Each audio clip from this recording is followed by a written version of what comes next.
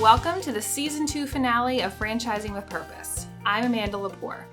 We've saved the best for last this season, and we're talking with Sarah Latini, who wears many hats here at the home office, and Griswold Home Care CEO Michael Slupecki, about the Jean Griswold Foundation and our national conference.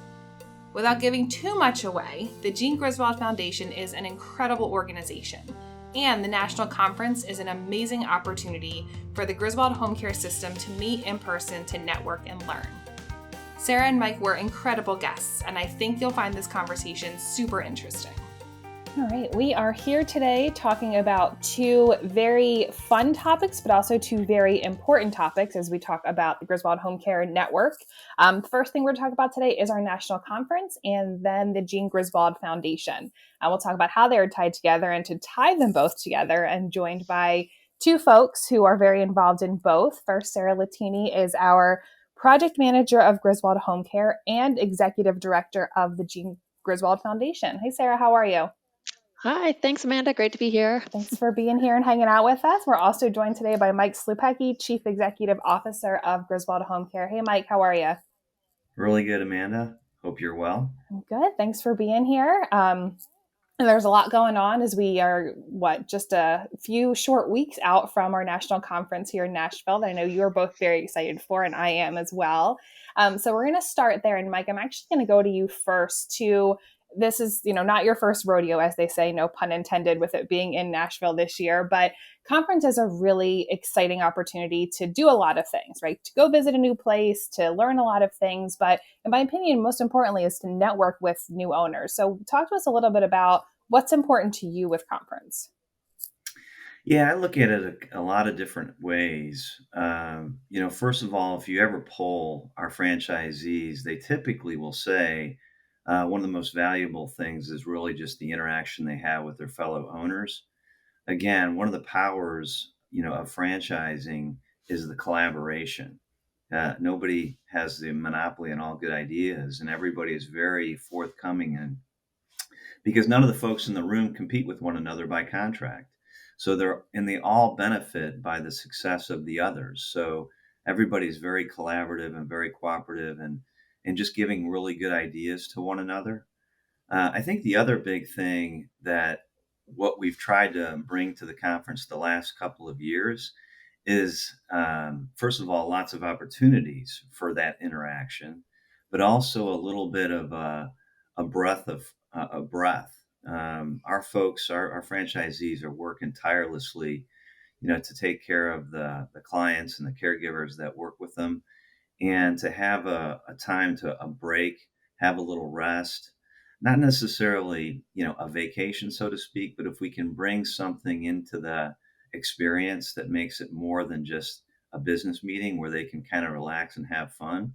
Some of them, this is the real opportunity to really get out of the office and think about the business instead of just the day-to-day grind that sometimes it can become, taking care of their clients. So giving them a little bit of R&R, a lot of education, networking opportunities to share best practices, those are kind of some of the big, I think, takeaways that we try to achieve. Absolutely. It's a really good chance, I think, just to kind of sum up, to work on your business and not in your business, which can be so hard in that day-to-day. So Sarah, I'll flip over to you here, being, I think, probably the closest person to the agenda. Talk us through how you're, as Mike said, creating the space for that R&R, for that all-important networking. What are we doing to make sure that there's space for that? Yeah, I think when Michael was talking, I was thinking a lot about the word recharge, right? So having a break from the daily grind and sort of an opportunity to sort of reinvigorate yourself, but also the business, is really a theme very much carried in this year's conference. I think back, we use the term rodeo, and it not being the first rodeo. We need a lot of rodeos to learn what we've learned so far about how our franchisees experience conference and what they really need from it. And so, this year it's the 40th anniversary, so there's certainly a wealth of opportunity to sort of look back on our history, and that's invigorating too. Where have we come from? Where have I come from as an individual franchisee? What has my business change looked like. But also moving from, the past history and experience that we've shared and really sort of recharging what our future can be is a big part of this year's conference. So, we'll begin with look backs and history and reflection and sort of a status update of where we are today, but then really looking forward and energizing the entire system with where can you take your business with the shared experiences that the people have right now, but also these great pilots and developments that are underway. Where can you learn and what can you question of your peers at conference to give yourself that leg up moving forward? Absolutely. And you mentioned, your peers at conference. So, Mike, who can somebody expect to meet at conference? Who are the folks that take the time out of their business? Because it can be, a couple of days out of the business when you're running things day to day, especially maybe in some smaller operations, can feel like a lot. But what's the benefit aside from networking? Like, who are the folks that I'm going to get to talk to every day? Yeah, there was one thing that we both missed to touch on, which is really one of the key aspects is celebrating success. And so at our gala, we have an award ceremony where we recognize the folks that have had the really not only success from a pure performance perspective and a revenue perspective, that's always, a key component, but it's also those intangibles. How are they given back, to the network? Are they engaged in our advisory groups? Are they engaged in their community? Are they doing, we're going to talk about the foundation as well. Are they helping kind of fundraise to do those scholarships that we're going to talk about? So it's not just about, financial performance is what occurs when you do all the other things right. And so it's really trying to celebrate the folks that are really well rounded and their businesses are performing because all of the right things that they do. And then, if you're sitting there and you're wanting to learn, you now know, who to go talk to because hopefully you aspire to be on that stage someday. And what can you learn from those that have achieved that success? Absolutely. Sarah, anything you want to add to the conference piece before we change gears just a little bit? So, I would also just, note that this is the one time a year that we have the opportunity to really be with our vendor partners. So, you talked about, learning from your peers about the best practices of their success. Well, all of these vendors know best how to use their products, and sometimes we just don't have enough time with them to talk about, how it's working in our office and how we can improve. And conference really offers a really unique opportunity where, there's almost unlimited amount of time. The sponsors, the vendors are with us in the main stage, so they're hearing what franchisees are hearing and knowing sort of the questions and answers that are coming out in those main stage presentations and the breakouts. So then during networking times or during sponsor breaks, the opportunity to talk with those sponsors and say, I heard that, this other franchisee was really finding success using this product in a way that I'm not currently using it. And sort of digging in deeper with those relationships as well is something that I'm always so pleased to see happening at our national conferences because it's really something that can't happen outside of the event.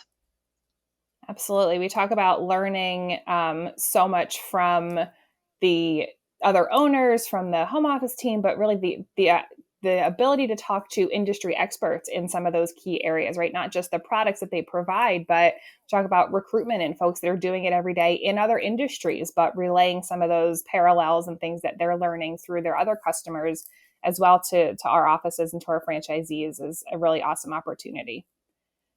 Switching gears just slightly, because Mike, you had mentioned the foundation. I think we talk about the gala and fundraising and all those different pieces. This is something that's unique to Griswold Home Care, right? The Jean Griswold Foundation and how we're tied into that. So, Sarah, talk to me a little bit about, or Mike, anybody who wants to take this, I'll just offer it up to both of you. Talk to me just a general overview of the Jean Griswold Foundation. What is it? What do we do?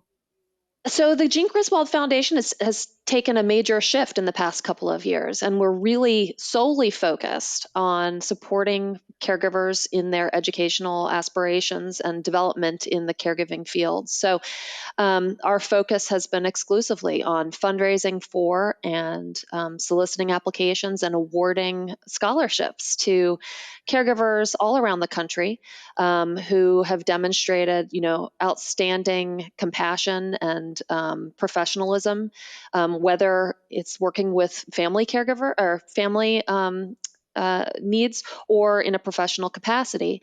But those are the caregivers who are dreaming about pursuing advanced degrees in their field or certifications that they don't yet have under their belt, but are lacking some of the financial resources to take that next step.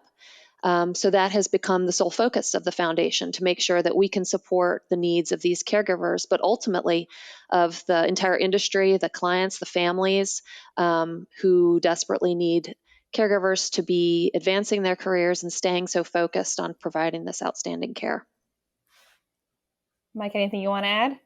Yeah, definitely. I think it's, in the year 2022, it's almost expected of companies to, have something that gives back. And not that, our industry is giving all by itself. We change people's lives in the home, every single day. But our product, the product in the sense that we provide to the market, are caregivers, and it's our opportunity, using this foundation. And again, it's not really our foundation; it's really like a sister company that we help work on. It's a way to give back to the caregivers who give so much, to our clients, and it gives them the ability even to change their own economic circumstance through education. And so, yeah, I was very excited. Over the last 2 years, as Sarah touched on, is changing and focusing the foundation on our product and on our caregivers, and changing their lives like they change our clients' lives every single day. Well, I couldn't have said that better myself. And in order to do that, there's a fundraising element to this so that we can give those scholarships and do all this stuff that we want to do or that the foundation wants to do. So Sarah, talk to me a little bit about, because conference is a big part of that fundraising drive. So talk to me a little bit about what that looks like at conference. What are some things that we do to raise funds for the foundation? So, conference has been in the past sort of the primary fundraising opportunity for the foundation. And one of the opportunities in becoming a public nonprofit and opening ourselves up to the investment and donation of people all around the country who see this as a critical but also very rewarding and satisfying way to give is to allow folks to honor the foundation with those contributions leading up to conference this year. But really, we aim to have this be an annual opportunity or year-round opportunity. But we do have this focus point leading up to national conference, in which we will then have the opportunity to celebrate the achievements of this fundraising campaign. Because again, this is our one time to gather as a national group, all on site together. And so the celebration opportunity to recognize, not only the efforts of individuals, but ideally those who have cast these broad, wide nets to expose much larger groups of people to the mission and the opportunity that the Jean Griswold Foundation provides. We want to see as many people touched by the giving opportunity as by the scholarship reward opportunity. And so leading up to national conference, we have this campaign. We have a goal of $140,000 to raise this year. We see that as very achievable. We're taking big steps each year, but we see this as a very achievable goal to turn around and then reinvest in even more scholarship opportunities for the year 2023. We haven't touched on this yet, and maybe Michael will want to reiterate this as well, but knowing that this was our inaugural scholarship year, we had awarded 6 caregivers scholarships this past July. And we've looked at the opportunity that we still hold and have determined that we can offer an additional 5 scholarships this calendar year. So, one of the things that we will celebrate at National Conference is the development and progress of that second application process for additional scholarships to be awarded this year.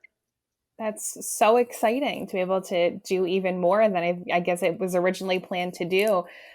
So, talk to me a little bit about the foundation you had just mentioned, just awarded the first round of scholarships and excited there will be a second round this year. But what are some of the high points? Anything you want to share about the recipients, their reactions, what they're going to be able to do with those scholarships? Sure, I'll just jump in. Yeah, I would encourage everyone to go to the Jean Griswold Foundation website and see the awards that we kind of did on a Zoom type of a call where we surprised the recipients, and the reactions were very impactful. I actually, for me personally, just like everybody that has a job, you sometimes get worn down by your day to day. But to see what we did and see the reaction that was had, it made you feel good. Like you really did something that changed somebody's lives. And yeah, we had a person that wants to go further, to be a doctor. We have a person that wanted to go back to occupational therapy, to pursue an RN degree. And so that's what we love to see is people that want to continue to advance themselves. And that it was just really impactful. Yeah, if you have a chance to go check out that video, it is awesome. I think it brought a lot of us to tears, just the reactions. Anybody who's listening to this and feels so moved to contribute to the foundation, how can they do that? You can visit our website, jeangriswoldfoundation.org, and locate both the reaction video of our scholarships from this summer, as well as a donate opportunity on that website. Awesome. Thanks for sharing. As we kind of wrap things up here towards the end of our episode today, any final comments or parting remarks on either the very exciting 2022 National Conference or the Jean Griswold Foundation? Mike, I'll start with you. Yeah, so it's really just my second conference. The first one was held a little bit in our backyard in Pennsylvania, and this was the one because it was the 40th. We wanted to take it on the road, and we're all very excited to go to Nashville. It's a great town. Obviously, the music focus there. We're actually doing an offsite event right on Music Row. And so, yeah, it's going to be, again, a mix of education, networking, but a whole lot of fun.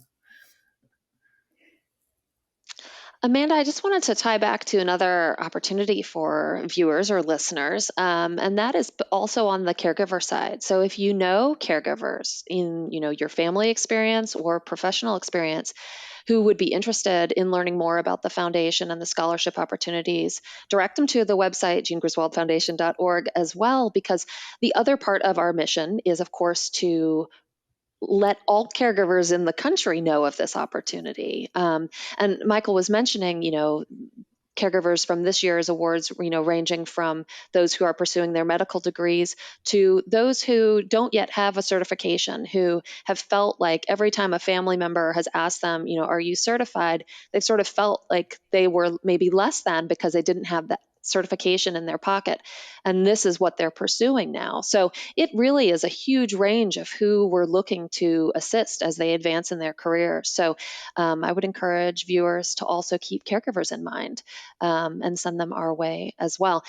One thing that I did not touch on is the Blue Jean Gala, and forgive me if I'm just forgetting we talked about it, but that's our big event. So not only will we be making announcements about the achievements of the fundraising campaign and specifically recognizing those who have gone, above and beyond in spreading the message of the foundation and raising additional donations, but really sharing the word and the experience and sharing the reactions of these wonderful caregivers. But we also have this wonderful time to celebrate together. So this is the 40th anniversary of the Griswold Home Care, and we're taking that as a Jeans and Gems theme for this year's Blue Jean Gala. Get that? Yeah, the pun is in there. And it's really just a fun time for us to celebrate. There's a casual aspect where everybody's wearing some denim. You can bling it out with those gems. We have line dancing lessons at that event. We've got karaoke and a DJ, and it's really just a great time to come together, in celebration of the Jean Griswold Foundation, but it is also a capstone of the national conference as well. So we've got these days which are full of wonderful content, full of wonderful networking, but we also have these moments where you can come together and really just enjoy being part of something much bigger. Yeah, and just to add one other thing, honoring our past, we have two real special guests that are attending this year's 40th celebration, and that is Kent, who is Jean's son, as well as Kent's wife, Lori, both who sat in my seat, a couple decades ago running the company. And so to have them as special guests, we're extremely excited to bring that history and embrace the roots of our company. Absolutely. Well, in closing today, thank you both for being here. I hope y'all got your cowboy boots and your gemstones lined up for just a couple short weeks from now. We'll see everybody in Tennessee, and enjoy the rest of your day. Thanks, Can't Amanda. wait. Thanks so much, Amanda. Thanks again for joining us for Franchising with Purpose. I'm Amanda Lepore. Don't forget to visit Griswold Franchising on social media for more information. Griswold Home Care Franchising on Facebook, at Griswold Fran on Twitter, and Griswold Home Care Franchise on Instagram. Make sure to subscribe wherever you get your favorite podcasts: iTunes, Stitcher, Google Podcasts, and check out my personal favorite, griswoldhomecare.com/franchise. If you like what you've been hearing, make sure to rate and review the show on your favorite app. We really appreciate it. See you next time.